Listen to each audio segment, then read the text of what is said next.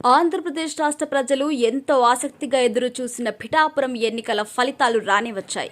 పిఠాపురం నియోజకవర్గంలో పవన్ కళ్యాణ్ విజయం సాధించారు.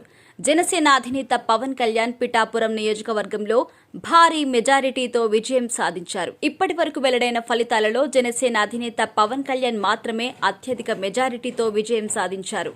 ఇక పవన్ కళ్యాణ్ తన సమీప ప్రత్యర్థి వంగాగీతపై 70,354 ఓట్ల భారీ మెజారిటీతో విజయం సాధించారు. దీంతో పిఠాపురంలో జన సైనికుల సంబరాలు అంబరానంటుతున్నాయి. పవన్ కళ్యాణ్ ఇంటి వద్ద ప్రస్తుతం సంబరాలు కొనసాగుతున్నాయి. హైదరాబాద్లోని పవన్ కళ్యాణ్ ఇంటి వద్ద పవన్ కళ్యాణ్ సతీమణి అన్నా లెజోనోవా అభిమానులకు ప్రజలకు అభివాదం చేసి పవన్ కళ్యాణ్ విజయానికి, పిఠాపురం నియోజకవర్గంలో విజయానికి కారణమైన వారికి తన కృతజ్ఞతలు తెలిపారు. అలాగే ఆమెతో పాటు అక్కడ పవన్ తనయుడు అఖిరానందన్ కూడా ఉన్నారు. అయితే ఇంకా కౌంటింగ్ కొనసాగుతున్న నేపథ్యంలో పవన్ కళ్యాణ్ కంటే ఎక్కువ మెజారిటీ వచ్చేవారు ఇంకెవరైనా ఉన్నారా అనేది తెలియాల్సి ఉంది. పవన్ కళ్యాణ్ మాత్రమే ఆంధ్రప్రదేశ్ రాష్ట్రంలో అత్యధిక మెజారిటీ సాధించిన ఎమ్మెల్యేగా ప్రస్తుతం కనిపిస్తోంది.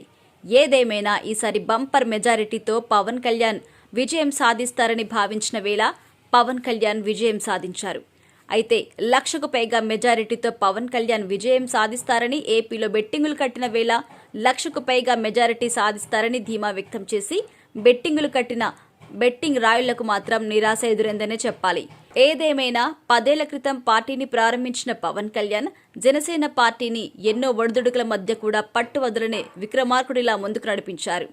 పవన్ కళ్యాణ్ 2 చోట్ల పోటీ చేసి 2 చోట్ల ఓటమి పాలు చేసిన ఏపీ ప్రజల కోసం మళ్లీ నేనున్నాను అంటూ ముందుకు వచ్చారు. ఇక ఇదే క్రమంలో ఈసారి తెలుగు ప్రజలు పవన్ కళ్యాణ్కు తమ ఓటుతో పోటెత్తించారు. తమ అభిమానాన్ని ఈసారి ఓటు రూపంలో చూపించి ఆయన్ను ఎమ్మెల్యేగానే కాదు, ఏకంగా డిప్యూటీ సీఎంని కూడా చేశారు.